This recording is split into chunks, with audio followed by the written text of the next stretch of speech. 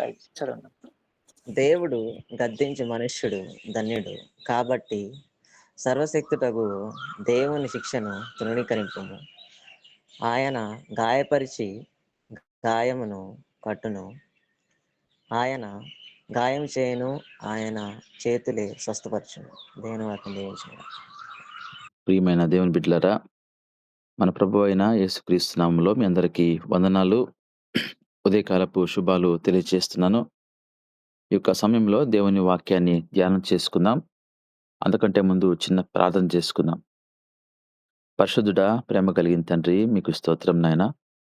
ప్రభువా, యొక్క ఉదయకాల సమయంలో యూసీవై టీమ్‌గా మేమందరం కూడా చేరి ఉన్నాం. తండ్రి, ఈ సమయంలో వాక్యాన్ని ధ్యానించబోతుండగా సహాయం దయచేయండి. అయ్యా తండ్రి, వింటున్న వారికి కూడా మెలకువ అవసరము, మంచి జ్ఞానం అవసరము, వాక్యాన్ని స్వీకరించే మనసు అవసరం. తండ్రి, అదేవిధంగా నన్ను కూడా మీ బూరగా మార్చుకోమని, నన్ను మీ బూరగా వాడుకోమని విజ్ఞాపన చేస్తున్నాను. ఎవరైతే ప్రభువా ఈ సమయంలో నాయనా గూగుల్ మీట్‌లో జాయిన్ అయి ఉన్నారో తండ్రి, ఒకసారి ఉదయకాల సమయంలో వారి కుటుంబాలను జ్ఞాపకం చేసుకోండి. అయ్యా, ప్రతి కుటుంబాన్ని మీరు దర్శించండి, దీవించండి, క్షేమాన్ని దయచేయండి. తండ్రి, వాళ్ళ కుటుంబాల్లో ఉన్న ప్రతి సమస్య, ప్రతి సంతోషము మీకు తెలుసు నాయనా. అవన్నీ కూడా తండ్రి మీరు సమస్యను తీర్చండి. సంతోషాన్ని ప్రభువా ఇంకా విశ్వాసంగా మార్చమని విజ్ఞాపన చేస్తున్నాను.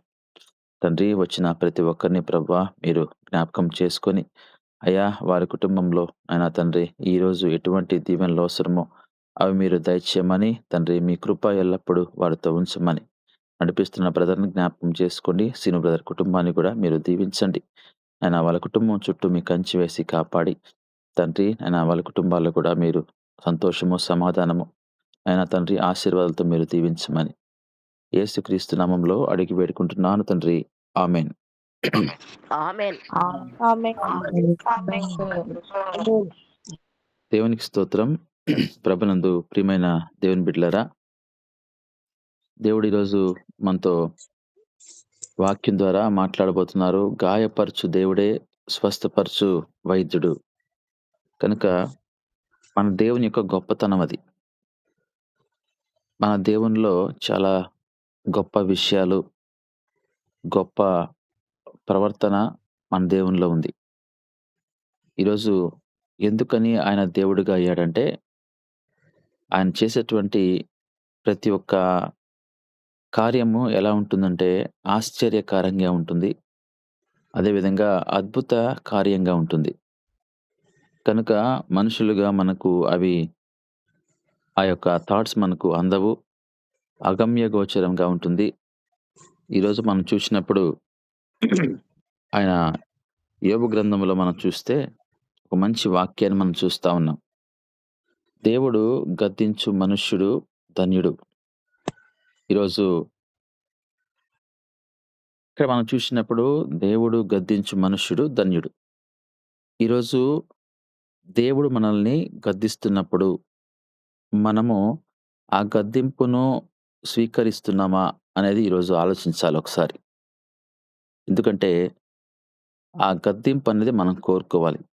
నేను గాని, మీరు గాని మనందరం కూడా దేవుడు మనల్ని వాక్యం ద్వారా గద్దిస్తాడు. కనుక మన సేవకులు, దైవ సేవకులు మనకు వాక్యం చెప్పేటప్పుడు వారు గద్దిస్తున్నప్పుడు మనతో దేవుడు మాట్లాడుతున్నాడు కాబట్టి మనము ఆ గద్దింపుకు లోబడాలి అనేది ఆలోచన కలిగి ఉండాలి గాని, ఏంది మన తప్పులను ఎత్తి చూపిస్తున్నారు, ఎవరైనా చెప్పారేమో, ఇలా మన ఆలోచన విధానము ఉండడానికి లేదు అని కూడా మనం తెలుసుకోవాలి. ఈరోజు దేవుని వాక్యం సెలవిస్తుంది ఏందంటే, యోబు గారు రాస్తూ, దేవుడు గద్దించు మనుష్యుడు ధన్యుడు. కాబట్టి సర్వశక్తుడు దేవుని శిక్షను తృణీకరింపకము. ధన్యుడు అనగా దీవించబడినవాడు. ఎవరినైనా గద్దిస్తాడు? ఎక్కువగా ఎవరినైతే ప్రేమిస్తాడో వారిని గద్దిస్తాడు. ఎందుకంటే వారిని సరిచేయాలని చూస్తాడు. తప్పిపోతున్నటువంటి వారిని సరిచేసి తన బిడ్డగా స్వీకరించాలని ఆయన కోరుకుంటాడు. ఈరోజు ఆయన మనల్ని గద్దిస్తున్నప్పుడు మనము ఆయన గద్దింపుకు లోబడే వారంగా ఉంటున్నామా? తర్వాత చూడండి 18వ వచనంలో ఆయన గాయపరచి గాయమును కట్టును. ఆయన గాయము చేయును. ఆయన చేతులే స్వస్థపరచును. ఆయన గాయపరుస్తాడు.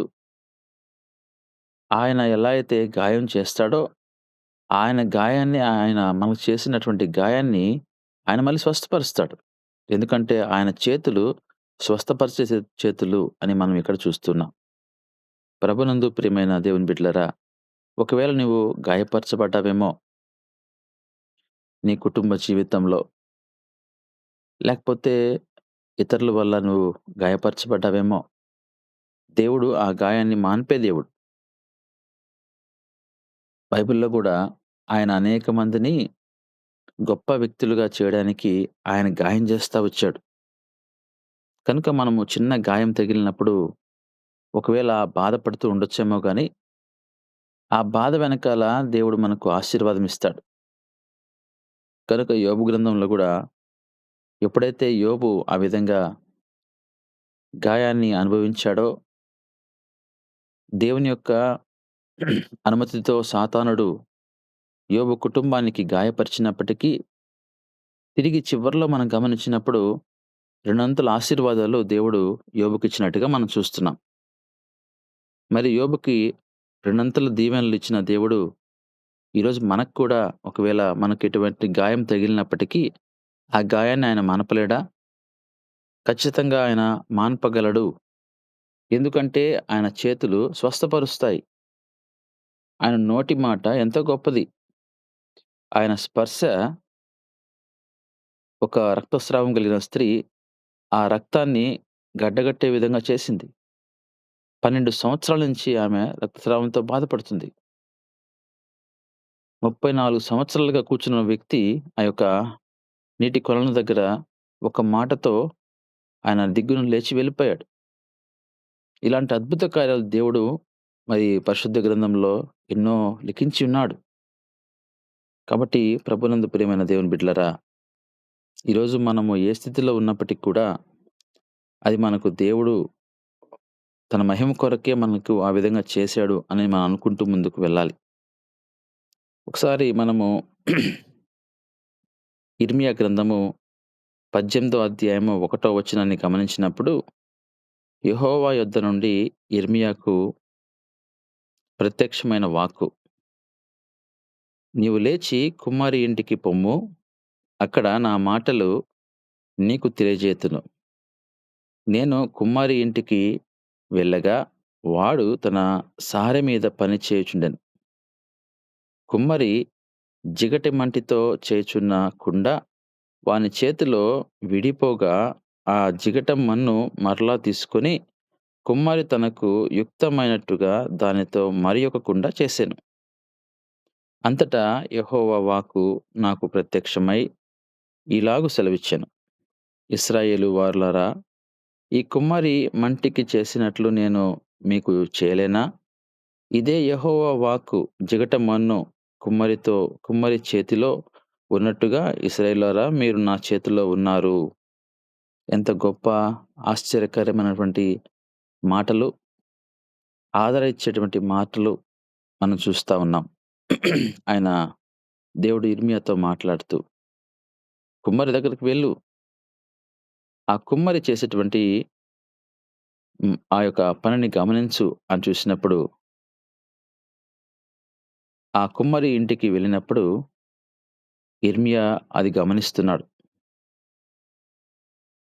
వాడు ఏ విధంగా అయితే సారె మీద పెట్టి పనిచేస్తూ ఉన్నాడో, ఆ యొక్క కుండ తయారు చేయడం కొరకు జిగట మంటితో చేస్తున్న సమయంలో అది విడిపోయింది.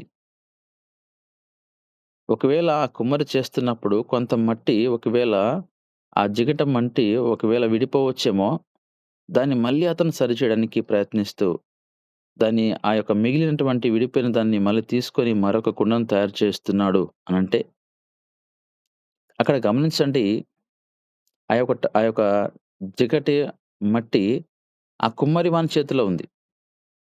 ఆ కుమ్మరి వాని చేతిలో ఉన్నంత కాలము ఆ మంటితో అతను ఏమైనా చేయగలడు. దాన్ని ఒకవేళ అది దాని యొక్క స్థితి ఒకవేళ మార్చుకుంటున్న సమయంలో దాన్ని ఆ యొక్క స్థితిని లేకపోతే దాని యొక్క ఆకారాన్ని ఆయన మార్చగలడు. కనుక అటువంటి ఒక దేవుడు ఈ లోకానికి ఇచ్చినటువంటి ఒక కుమ్మరే అంత జ్ఞానంగా ఉంటే, ఈరోజు కుమ్మరికి సాదృశ్యం ఉన్నటువంటి మన దేవుడు, ఆ జిగటమంటుకి సాదృశ్యం ఉన్నటువంటి మనము, దేవుడు మనల్ని సరిచేయడా? ఒకవేళ ఆయన మనల్ని గద్దిస్తే, ఒకవేళ మనకి ఏదైనా మన కుటుంబంలోకి ఒక విషయాన్ని అలో చేసినప్పుడు, ఒక విషయాన్ని ఆయన పర్మిషన్ ఇచ్చినప్పుడు,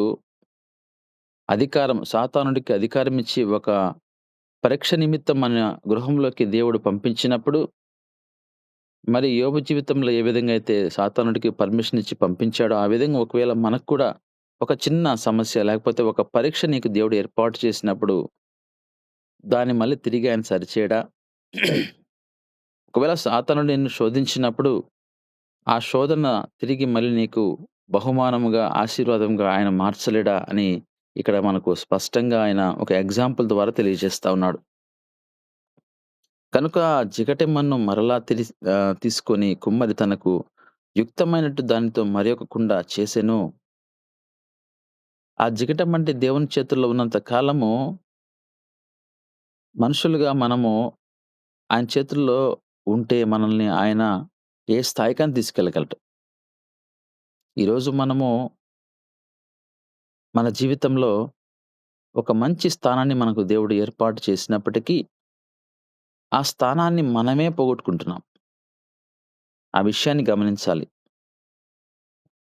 దేవుని చేతిలో మనం ఉండడానికి ఆయన అధికారం ఇచ్చాడు. ఈరోజు మనం చూసినప్పుడు ఆదాము, అవ్వ ఇద్దరికి కూడా ఒక తోటను ఏర్పాటు చేశాడు. ఆ తోట చుట్టూ ఒక కంచె వేశాడు. ఆ కంచెకు ఒక గేట్ ఏర్పాటు చేశాడు. అందులో రకరకాల పండ్ల చెట్లను ఏర్పాటు చేశాడు. దానితో పాటు వారికొక పరీక్షని ఆయన ఇచ్చాడు. కనుక ఆ పరీక్ష ఏందంటే, ఒక చెట్టుని అక్కడ ఏర్పాటు చేశాడు. ఇది మంచి చెడులు తెలియజేస్తుంది. దాన్ని జాగ్రత్తగా నువ్వు చూసినప్పుడు దాన్ని తినాలనిపిస్తే తినడానికి వీలు లేదు అని చెప్పాడు. మరి ఈ మనుష్యుడు గమనించండి, అన్ని చెట్ల ఫలాలుంటే ఆ చెట్టు కోసమే పరుగులు తీయాలనా? ఆ పండు కోసమే పరుగులు తీయాలనా?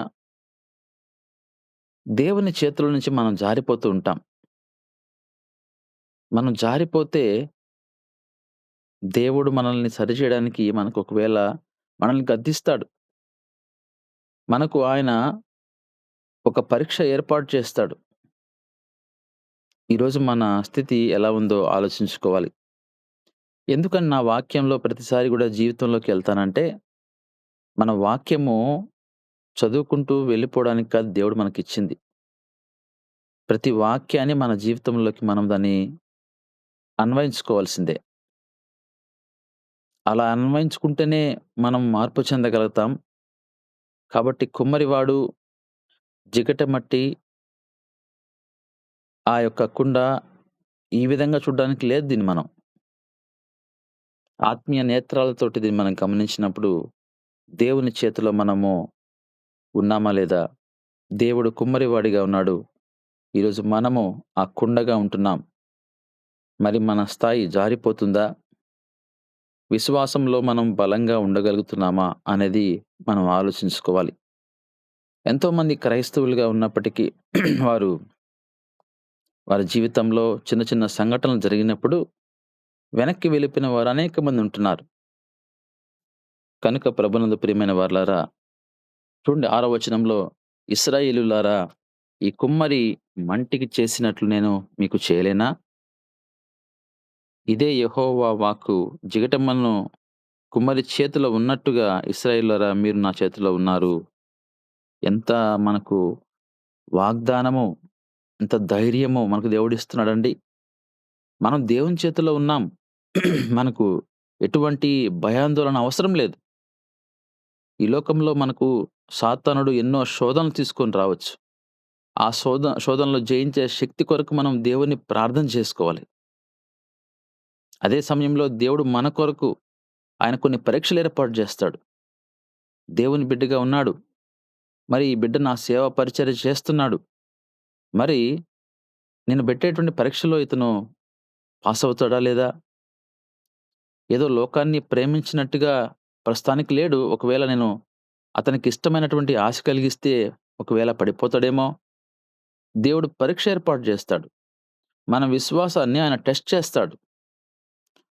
ఎప్పుడైతే మనల్ని దేవుడు మన విశ్వాసాన్ని పరీక్షించినప్పుడు, ఆ పరీక్షలో నువ్వు పాల్గొన్నావంటే దేవుడు నిన్ను మెచ్చుకుంటాడు. నీకు మంచి బహుమతి ఇస్తాడు.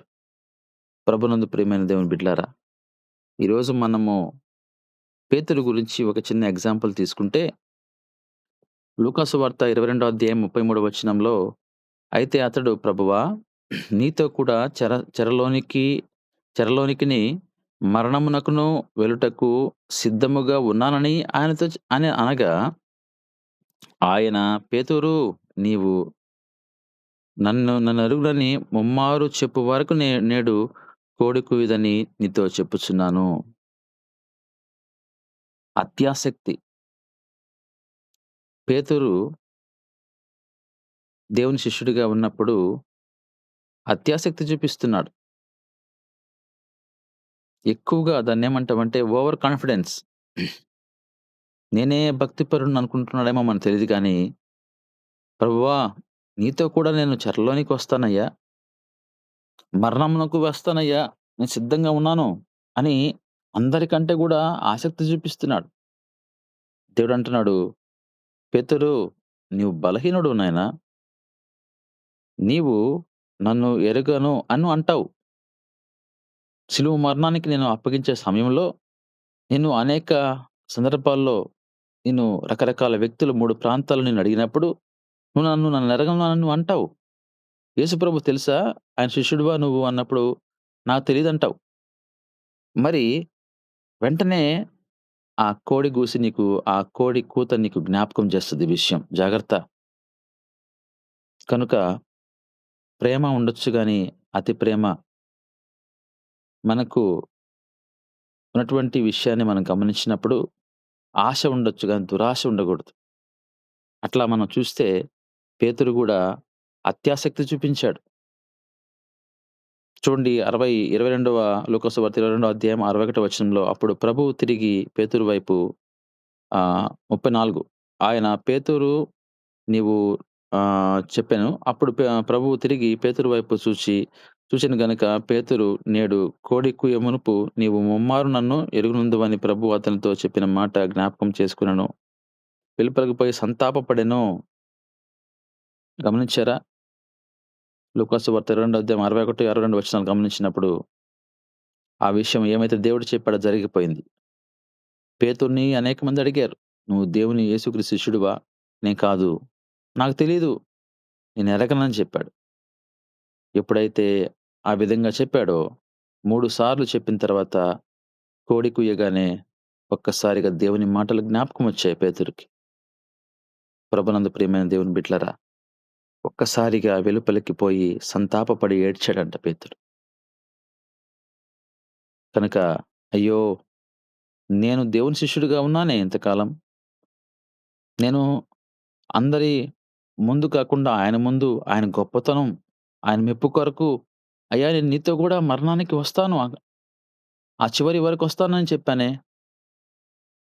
కానీ నేను దుడుకుపడ్డానేమో, నేను అత్యాసక్తి చూపించానేమో, అందరిలో కల్లా నేనేదో గొప్పవాడిని అనిపించుకోవాలని ప్రయత్నం చేశానేమో. కానీ నాలో అంత విశ్వాసము, ఆ స్థాయి నాలో ఉందా? ఈరోజు ఏడ్చాడండి, సంతాపపడ్డాడు. అయితే దేవుడు పేతురు ఒకవేళ అవమానపరిచినా, ఒకవేళ సంతాపపడినా, ఏడ్చినా తర్వాత దేవుడు పేతురుని ఎంతగానో ఆయన ఉపయోగించుకున్నాడు. ఆయన ద్వారా అనేక మంది గూడా బాప్తిజం తీసుకున్నారు. అపోస్తలుల కార్యం 2వ అధ్యాయం 38వ వచనంలో, పేతురు మీరు మారుమనసు పొంది పాపక్షమాపణ నిమిత్తం ప్రతివాడు యేసుక్రీస్తు నామమున బాప్తిస్మం పొందుడి. అప్పుడు మీరు పరిశుద్ధాత్మ అను వరము పొందుదురు. పేతురు సువార్త ప్రకటించినప్పుడు మారుమనసు పొందండి, పాపక్షమాపణ నిమిత్తం ప్రతివాడు బాప్తిస్మం తీసుకోండి అని ఆయన ప్రకటించినప్పుడు 41వ వచనంలో, కాబట్టి అతని వాక్యమును అంగీకరించిన వారు బాప్తిసం పొందిరి. ఆ దినమున ఇంచుమించు 3,000 మంది చేర్చబడిరి. 3,000 మంది బాప్తిసం తీసుకున్నారు. ఎవరా పేతురు? గమనించారా? దేవుని యొక్క క్రియ, దేవుని యొక్క ప్రణాళిక, దేవుని యొక్క ఆలోచన అవి అగమ్యగోచరం. మన మైండ్‌కి అది అర్థం కాదు. ఈరోజు మనకు జరిగినటువంటి అవమానము, శ్రమ, సమస్య, శోధన వీటిని చూసి ఒకవేళ నువ్వు దేవుణ్ణి నిందిస్తున్నావేమో, దేవుణ్ణి నిందించడానికి అవకాశం లేదు. నువ్వు దేవుని బిడ్డగా ఉన్నావు గనక, దేవుడు నీకు ఒక కంచె వేస్తాడు. దేవునికి సమస్తం తెలుసు. దేవుని యొక్క అనుమతి లేనిదే అది మనకు లోపలికి రాదు. దేవుడు మనకు తెలియజేస్తాడు. కొందరి యొక్క హృదయాలు ఎలాంటివో ఆయన మనకు తెలియజేస్తాడు. కాబట్టి మనల్ని ఒకవేళ ఎవరైనా సరే ఏదైనా మనల్ని ఇబ్బంది పెట్టినా, ఏదైనా మనల్ని ఒకవేళ కించపరుస్తూ మాట్లాడినా, ఈ యొక్క గొర్రెలు చర్మం కప్పుకొని తోడేలు హృదయము కలవారిని మనకాయన చూపిస్తాడు. జాగ్రత్త, నువ్వు ఎక్కువగా వాళ్ళని మరి నమ్ముతున్నావేమో! ఒకరోజు నీకే వారు వెన్నుపోటు పొడిచే అవకాశం ఉంది అని దేవుడు మనకు తెలియజేస్తాడు. ఆ సమయంలో గాయం అయినప్పటికీ, ఆ గాయాన్ని తిరిగి ఆయన మాన్పగలడు. పేతురు ఏడ్చాడు, బాధపడ్డాడు. అయినప్పటికీ పేతురుకి ఒక తృప్తిని దేవుడిచ్చాడు. పేతురుని దేవుడు వాడుకున్నాడు. ప్రభునందు ప్రియమైన దేవుని బిడ్డలారా, కనుక మన దేవుని యొక్క గొప్పతనాన్ని మనం గమనిస్తే, ఆయనే దాన్ని ఒకవేళ మనం దుడుకుపడినప్పుడు ఆ దుడుకుతనాన్ని మనకు తెలియజేస్తాడు. జాగ్రత్త, ఉప్పొంగొద్దు. నువ్వే అనుకోవద్దు గొప్పగా. నువ్వు మనుష్యుడివే జాగ్రత్త. నువ్వు దేవునితో సమానం కాదు. ఈరోజు మనం చూస్తూ ఉంటాం. లూసిఫర్. కాబట్టి నేను దేవునితో సమానం అయిపోవాలి ఆలోచన. మనిషి యొక్క ఆలోచన అదే. ఈరోజు మనం గమనించినప్పుడు ఆయన అది మనకు తెలియజేస్తాడు. మళ్ళీ ఆ గాయాన్ని ఆయన రేపుతాడు. పేతురు ఏడ్చాడు. ఆ గాయాన్ని మళ్ళీ మాన్పాడు. దేవుడు పేతురుకి తృప్తినిచ్చాడు. మరొక వాక్య భాగాన్ని చదువుకుందాం. మొదటి పేతురు పత్రిక 1వ అధ్యాయము 7వ వచనంలో, నశించిపోవు సువర్ణము అగ్ని పరీక్ష వలన శుద్ధపరచబడుచున్నది కదా! దానికంటే అమూల్యమైన మీ విశ్వాసము ఈ శోధనల చేత పరీక్షకు నిలిచినదై యేసుక్రీస్తు ప్రత్యక్షమైనప్పుడు మీకు మెప్పును, మహిమయు, ఘనతయు కలుగుటకు కారణము అగును. ఇక్కడ సువర్ణము, బంగారాన్ని మనం చూస్తే, బంగారము ఒక ఆభరణంగా మార్చబడాలంటే, బంగారం ఈరోజు స్త్రీలు దాన్ని చూసి మెచ్చుకోని వాళ్ళు దాన్ని పెట్టుకోవడానికి ప్రయత్నం చేయాలన్నా, పురుషులు వాటిని ఇష్టపడి వాళ్ళు దాన్ని తీసుకోవాలన్నా, కొనుక్కోవాలన్నా, అది మంచి ఆభరణంగా, ఒక మంచి వస్తువుగా తయారవ్వాలంటే అగ్నిగుండా పోవాల్సిందే. మరి అగ్నిగుండా పోకుండా ఏ విధంగా ఆ సువర్ణము శుద్ధపరచబడుతుంది? ఏ విధంగా ఒక మంచి ఆభరణంగా తయారవుతుంది? అయితే అటువంటి బంగారం కంటే మన యొక్క విశ్వాసము ఎంత అమూల్యమైనది తెలుసా? బంగారము కంటే, ఈ లోకంలో విలువైనటువంటి ఒక వస్తువు కంటే గూడా మన యొక్క విశ్వాసం ఎంతో గొప్పది అని దేవుడు చెప్తున్నాడు. గమనించండి ఈ విషయాన్ని. ఈరోజు విశ్వాసపు స్థాయిని మనం ఒకసారి ఆలోచించాలి. మనలో విశ్వాసము ఎంతవరకుంది? ఆ విశ్వాసం అనేది మనల్ని చూసి మరొకరు నేర్చుకునేటువంటి స్థాయిలో ఉంటున్నారా? నువ్వు నడిచేటువంటి ఆ యొక్క నడక మరొకరికి మార్గం చూపిస్తుందా? నీ విశ్వాస స్థాయి మరొకరిని బలపరుస్తుందా? ఈరోజు గమనించాలి. బంగారము కంటే బంగారం ఏ విధంగా అయితే అగ్నిలో వేయబడినప్పుడు శుద్ధి చేయబడుతుందో, నీ విశ్వాసము నువ్వు శోధనల గుండా వెళ్ళినప్పుడు నీ విశ్వాసం ఇంకా అధికమవ్వాలి. ఎందుకని? నీవు దేవుని ఘనత కొరకు నువ్వు ఉపయోగపడాలి. దేవుడు నిన్ను మెచ్చుకోవాలి. ఈ యొక్క విశ్వాసము బలపడ్డానికి నీకు శోధనలు ఏర్పాటు అయినప్పుడు, నువ్వు వాటిని ఆ శోధనలను ఎదిరించి, దేవుని యొక్క శక్తితో నువ్వు వాటిని ఎదిరించి ముందుకు వెళ్ళినప్పుడు, ఆ విశ్వాసపు స్థాయి పెరుగుతుంది. దాని వలన దేవుడు చెప్తాడు, ఈయన నా ప్రియ కుమారుడు, ఈమె నా ప్రియ కుమార్తె. శోధనలొచ్చినప్పటికీ జయించి ఈరోజు ముందుకు వచ్చాడని దేవునికి మనం మహిమకరమైనటువంటి ఆభరణముగా, మహిమకరమైనటువంటి బంగారముగా మనము దేవుని దృష్టిలో ఉండిపోతాం. ఎందుకని అంత గొప్ప సాక్ష్యాన్ని యోబు గురించి దేవుడిచ్చాడు? సమస్తాన్ని ఆయన గమనించాడు. కనుక ప్రభునందు ప్రియమైన దేవుని బిడ్డలారా, ఈరోజు మనము విశ్వాసములో కొనసాగుతున్నప్పుడు మన యొక్క స్థితి ఎలా ఉంటుంది? అయినప్పటికీ ఇక్కడ ఒక మాట చూడండి. సౌలుకు ముల్లు గురించి మనం చూస్తే 2 కొరింథీయుల పత్రిక 12 వచనంలో, నాకు కలిగిన ప్రత్యక్షతలు బహు విశేషముగా ఉన్నందున నేను అత్యధికముగా హెచ్చి హెచ్చిపోకుండా నిమిత్తము నాకు శరీరములో ఒక ముల్లు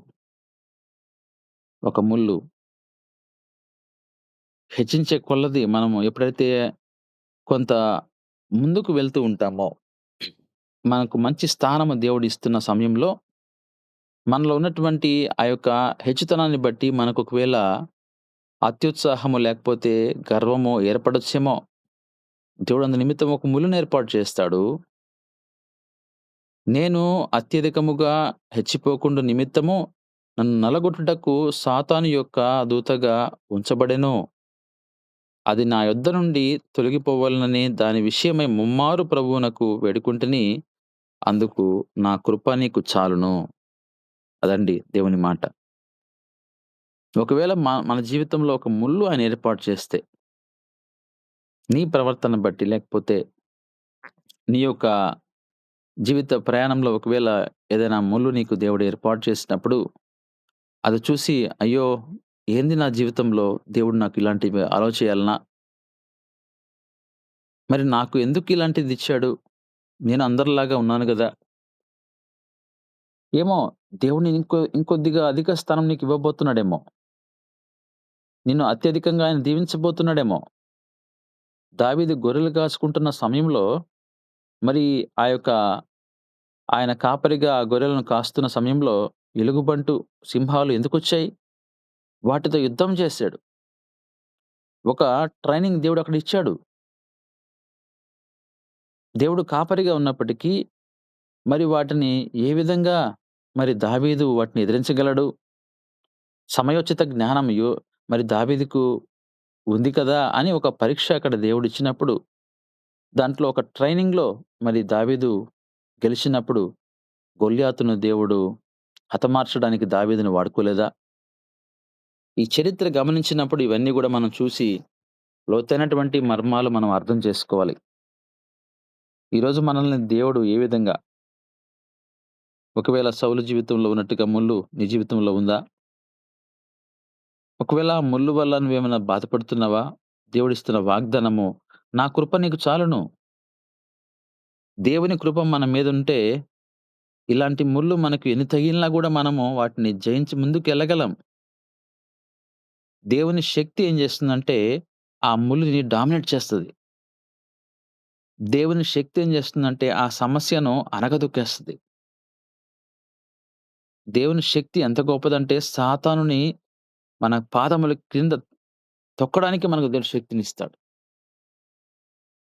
కాబట్టి దేవుని శక్తి మనం కలిగి జీవించాలి అని ఈరోజు మనం నేర్చుకుంటున్నాం. ఎప్పుడైతే మనం ఆ దేవుని శక్తిని మనం పొందుకుంటామో, మనకు దేవుడు ఏమైతే గాయం చేస్తాడో, ఆ గాయాన్ని గూడా ఆయన మాన్పేస్తాడు. ఆయన ఎందుకు చేస్తాడు గాయము అనేది ఆలోచించాలి. ఎందుకంటే నేను సరిచేయడానికి. నీలో ఉన్నటువంటి ప్రతి ఒక్క ఆలోచన విధానము అన్నిటిని ఆయన సరిచేయాలని చూస్తాడు. ఎందుకంటే మనుషుడు నీకు చెప్తే నువ్వు వినవు. మనుషుని మాటకు నువ్వు లోబడవు. మనిషి చెప్తే నువ్వు మారు మనసు పొందవు. మనిషి నీకు గుర్తు చేస్తే నువ్వు దాన్ని సరిచేసుకోవడానికి ప్రయత్నం చేయవు. దైవ సేవకుడు చెప్పిన దాని గురించి నువ్వు సరిగ్గా పట్టించుకునే వాళ్ళు ఈరోజు అనేక మంది ఉంటున్నారు. దేవుని వాక్యం ప్రతి ఆదివారం వింటున్నప్పటికీ మనలో మార్పు లేదంటే నువ్వు దేవుని వాక్యాన్ని సక్రమంగా నువ్వు వింటే గదా! విన్న వాక్యాన్ని రాసుకొని ఎక్కడ రాసుకోవడం? పుస్తకంలో గాదు. నీ హృదయం అనే పలక మీద రాసుకొని, ఈ వాక్యాన్ని మనం వెళ్తున్నప్పుడు దాన్ని ఉపయోగించుకుంటూ ముందుకు వెళ్తే నువ్వు సరిచేయబడవా? ఈరోజు మనం సరిచేయబడలేకపోతున్నాము అంటే, అందుకే దేవుని వాక్యాన్ని మనము విన్నప్పటికీ దాన్ని ఆచరించడం లేదు. అందుకే ఆయన ఆచరించవు కాబట్టి నీకు ఒక ములును ఆయన ఏర్పాటు చేస్తాడు. నువ్వు ఆచరించడం లేదు గాబట్టి లేకపోతే దాన్ని ఆ యొక్క పరీక్ష ద్వారా నీవు ఒక గొప్ప విశ్వాసిగా మార్చబడ్డానికి దేవుడు ఒక ప్రణాళిక, ఒక పరీక్ష నీకు ఏర్పాటు చేస్తాడు. అబ్రాహాము, ఇస్సాకు జీవితంలో దేవుడు ఒక పరీక్షనిచ్చి, దేవుడు అబ్రాహాము విశ్వాసులకు తండ్రి అని నిరూపించలేదా? మరి ఆ రోజున అబ్రాహాము, "నువ్వు నాకిచ్చిన ఇస్సాకును మళ్ళీ అడుగుతున్నావేందయ్యా నువ్వు? అసలు నువ్వేం దేవుడివి నాకర్థం కాలేదు. అసలు నాకు నాకు గర్భఫలం ఇవ్వకపోతే మంచిది గదా!" అననుంటే మరి ఇప్పుడు ఎలా ఉండేవాడు పరిస్థితి? అబ్రాహాము బైబిల్‌లో అబ్రాహాము స్థానం ఎలా ఉండేది? గమనించాలి మనము. అబ్రాహాము విశ్వాసులకు తండ్రి ఎలా అయ్యాడు? సొంత కుమారుడిని బలివ్వడానికి సిద్ధపడ్డాడు. ఈరోజు మనము కొంత సమయాన్ని దేవునికి ఇవ్వడానికి కూడా సిద్ధపడడం లేదే. ఆదివారము మందిరానికొచ్చినప్పుడు ఆ ఒక్క గంట మనం అటు ఇటు చూడకుండా గూడా ఉండలేకపోతున్నాం గదా! ఎంతోమందిని మేము దేవుని వాక్యం చెప్తున్నప్పుడు గమనిస్తూ ఉంటాను. ఆ 1 అవర్ వాక్యం చెప్పేటువంటి 1 అవర్ ఆ పాటలు పాడేటప్పుడు ఎంతో ఉర్రూతలూగిపోతారు. ఆ పాటలు పాడుతున్న ఉత్సాహం చూపిస్తారు. అటు ఇటు ఊగుతారు. ఆ డ్రమ్ములు కొడుతుంటే వీళ్ళకి ఆనందం. పాటలు పాడుతుంటే ఆనందం, సంతోషం. మరి వాక్యానికొచ్చేటప్పటికే ఆ వాక్యాన్ని రాసుకుందాము. ఆ పక్కన సౌండ్స్ అన్నీ గూడా మనం వినకుండా మనం కొద్దిసేపు మనం విందాము. మనతో దేవుడు ఏం మాట్లాడతాడో అనేటువంటి సెన్స్ ఈ రోజున చాలా మందికి లేదు. మీరు కావాలంటే నేను చెప్పడం గాదు. మీరే గమనించండి ఒకసారి. మీరు ఆదివారం మందిరానికి వెళ్ళినప్పుడు పాస్టర్ గారు వాక్యం మొదలుపెట్టిన వెంటనే ఒకసారి మీరు చుట్టూ అంతా గూడా ఒక్కసారి గమనించండి. 90 మంది లేకపోతే 100 మంది ఉంటే ఒక 50% మంది ఇంటారు. ఇంకెలా అండి? అందుకోసమే ఆయన గాయం రేపుతాడు. ఆ గాయం రేపి మళ్ళీ ఆయన గాయం మాన్పుతాడు. ఆ గాయాన్ని రేపినప్పుడు దాని గురించి నువ్వు దిగులు పడాల్సిన అవసరం లేదు. అయ్యా! నాకెందుకు దీన్ని అలో చేశావు? అంటే ఆయన దాన్ని సరిచేస్తాడాయన. దాని ద్వారా నీకు మంచి మేలు తప్ప ఎప్పుడు ఆయన కీడు జేయడానికి ఇష్టపడడు. మన దేవుడు గొప్ప దేవుడు. అందుకే యోబు చాలా చక్కగా ఆ విషయమై లిఖించాడు. ఆయన గాయపరిచిన గాయమును కట్టును. ఆయన గాయము చేయును. ఆయన చేతులే స్వస్థపరచును. దేవుడు ఈ వాక్యాన్ని మన హృదయంలో భద్రపరిచి, మన కుటుంబ జీవితంలో దేవుడు మేలులు చేయనుగాక. ఆమేన్. Thank you brother. ఆమేన్. ఆమేన్. Thank you. చక్కగా దేవుడు మనతో మాట్లాడుతూ వచ్చాడు. గాయపరచు దేవుడే స్వస్థపరచు దేవుడు. లేదా గాయాలు రేపేది ఆయనే, కట్టేది ఆయనే. ఆయనకు అసాధ్యమైనది ఏదీ లేదు. ఉన్నవి లేనట్టుగాను, లేనివి ఉన్నట్టుగాను చేయగల గొప్ప దేవుడు. చూడండి, ఆహ్, దేవుడు ఏ మాట మాట్లాడినా ఆహ్, మన ఆత్మీయ మేలు కొరకే. అది గద్దింపు కావచ్చు. ఈ మాట యోబు గ్రంథంలో అంటే శిక్ష అనే ఆ ప్రక్రియలో మనల్ని సరిదిద్దడానికి, లేదంటే ఒక క్రమశిక్షణలో పెట్టడానికి, క్రమపరిచే ఆ ప్రక్రియలో దేవుడు కొంచెం ఒక్కొక్కసారి కఠినంగా ఉన్నట్టు, కొంచెం కన్నెర చేసినట్టు, కొంచెం గద్దించినట్టు మనకు ఒక్కొక్కసారి మనం ఆ అనుభవం గుండా వెళ్తూ ఉంటాం. అయితే ఇవన్నీ గూడా ఆత్మీయంగా మనకు ఎదగడానికే, మనల్ని క్రమపరచడానికే అని మనం జ్ఞాపకం చేసుకోవాలి. అంటే ప్రతి కష్టము లేదంటే ప్రతి ఇబ్బందులు కూడా శాపం కాదు గానీ, కష్టాలు దేవుడు మనల్ని ఆ కష్టాల వల్ల మనం ఒక ఉన్నత స్థాయికెళ్ళడానికి ఉపయోగపడే ఒక సాధనాలుగా దేవుని వాక్యం ద్వారా మనం చూడాలి కదా! అంటే చాలామంది కరోనా వచ్చినప్పుడు చాలా మందిని కోల్పోయారండి. మా ఫ్యామిలీలో గూడా చాలా నాకు తెలిసి ఒక నలుగురు, ఐదుగురు. అప్పుడు మంచి భక్తిపరులు ఎప్పుడు ప్రార్థనలో ఉండేవాళ్ళు. అలాంటి వాళ్ళు దేవుడెందుకు మర్చిపోయాడు? దేవుడెందుకు ఇలా చేశాడు? నాకెందుకు ఇలా జరిగింది? మాకెందుకు ఇలా జరగాలి? అంటే మేము చేసిన ఒక సందర్భంలో మా సిస్టర్ గారితో మాట్లాడుతూ అన్నది గబుక్కన ప్రార్థన చేసుకుందాం. మహాపరిశుద్ధుడా, మా ప్రేమ కలిగిన పరలోక తండ్రి, నీ పాదములు కొందము స్తోత్రములు. గడిచిన రాత్రి కాలం అంతా మమ్మల్ని సజీవులుగా కాపాడి వేకుజామునైనా మిమ్మల్ని స్తుతించడానికి, మిమ్మల్ని ఆరాధించడానికి ఇచ్చిన సమయాన్ని బట్టి, సహాయాన్ని బట్టి మీ 14 స్తోత్రాలు. ఇప్పటి వరకు నాయన అదిగో తండ్రి వాక్యం విన్నాం. వాక్యాన్ని మా హృదయంలో భద్రపరచుకుంటానికి తగిన సహాయం దయచేయండి. గాయము రేపు వాడును, గాయం మాన్పుడును మీరు సెలవిచ్చారు దేవా, నీ 14 స్తోత్రాలు. అనాది కాలం మొదలుకొని ఇప్పటి వరకు కూడా నాయన అదిగో తండ్రి నీ ప్రజలమైన మమ్మల్ని మీరు జ్ఞాపకం చేసుకుంటున్న విధానాన్ని బట్టి మీ 14 స్తోత్రాలు. మా కుటుంబాల్లో, మా వ్యక్తిగత జీవితాల్లో, మా పరిచర్యలో నాయన అదిగో తండ్రి కలుగుతున్న ప్రతి శ్రమను బట్టి, ప్రతి శోధనను బట్టి మీ కొందనాలు ఆ గాయాలన్నింటినీ నాయన రేపేవాడివి, మాన్పేవాడివి మీరని మేము గుర్తెరగడానికి తగిన సహాయం దయచేసి నడుకున్నాం. అనేక శ్రమలు, అనేక కష్టములను అనుభవించిన ఆయన ఆ బంగారు ఏ విధంగా ఎత్తిన ఆయన కొలిమిలో నాయన మేలు బంగారముగా తయారవుతుందో ఆ విధంగా మేము కూడా తయారవడానికి తగిన సహాయం దయచేసి నడుకుంటున్నాం. దేవానికి 14 స్తోత్రాలు. ఇదిగో తండ్రి ఈ లోకంలో నాయన జీవిస్తున్నప్పుడు నాయన సర్వసాధారణంగా అనేక శ్రమలు, కష్టాలు వస్తూ ఉంటాయి. వాటన్నింటిని తట్టుకుని నిలబడగల జీవితాలుగా మీరు మమ్మల్ని మనసుమని వేడుకుంటున్నాం. దేవానికి 14 అబ్రహాం ఏ విధంగా అయితే నాయన జనములకు తండ్రిగా అభిషేకించబడ్డాడు, ఆశీర్వదించబడ్డాడు నాయన, ఆ విధంగా మీరు కూడా మమ్మల్ని విశ్వాస యోధులుగా నాయన, విశ్వాస వీరులుగా తయారు చేయమని వేడుకున్నాం. ఈ లోకంలో వస్తున్న కష్టములకు, శ్రమలకు, బాధలకు నాయన, అనారోగ్యాలకు, అప్పుల బాధలకు నాయన కృంగిపోకుండా, తొట్టిల్లిపోకుండా దేవని ఎందు భయభక్తులు జీవించడానికి సహాయం దయచేయండి. వాక్యం చెప్పిన దాసుని బట్టి నీ 14 స్తోత్రాలు. మరింతగా ఆత్మీయంగా బలపడటానికి సహాయం దయచేయండి. ఆయన చెప్తున్న వాక్యాలను బట్టి మా హృదయంలోనే మేము భద్రపరుచుకొని నాటుకుంటానికి తగిన సహాయం దయచేయండి. కార్యక్రమాన్ని నడిపిస్తున్న సహోదరుని బట్టి నీ 14 స్తోత్రాలు దేవాని కొందనాలు. ఆయా తండ్రి విశ్వాసులకు తండ్రిగా అబ్రహాముని మీరు ఆశీర్వదించావు దేవాని కొందనాలు. ఆయా మరణము నాయన సమీపించినప్పుడు నాయన యోబు తన విశ్వాసాన్ని కోల్పోలేదు దేవాని కొందనాలు. అలాంటి విశ్వాస వీరులుగా మీరు కూడా మమ్మల్ని ఆయా ఆశీర్వదించమని వేడుకుంటున్నాం దేవాని కొందనాలు. సింహాల బోనులో నాయన దానియేలును రక్షించిన గొప్ప దేవుడు పోయే నీ కొందనాలు. అంతటి శ్రమలను ఆయన మాకు వచ్చినప్పుడు కూడా నాయన ఆయా మేము ఆయా నాయన తొట్టిల్లిపోకుండా ఉండటానికి తగిన సహాయం దయచేయండి. మీరు పోయా పరిశుద్ధ గ్రంథంలో సెలవిస్తున్నారు, సాధారణంగా మనుషులకు కలుగు శ్రమలు తప్ప మరి ఎక్కువ ఏమీ కలగలేదని చెప్పిన దేవుడు పోయా నీ కొందనాలు. అలాంటి శ్రమలకు నాయన మేము ఓర్చుకొని నిలబడి నాయన ఆయా నీ ఎందు భయభక్తులు కలిగి జీవించడానికి నాయన నువ్వు ఇచ్చే కిరీటం పొందుకుంటానికి తగిన సహాయం దయచేసి ఈ దినమంతా భద్రపరిచి దినాశీర్వాదాలతో నింపి సహాయం చేయమని మా రక్షకుడు యేసుక్రీస్తునామమున అడుగుతున్నాం తండ్రి. ఆమేన్. ఆమేన్.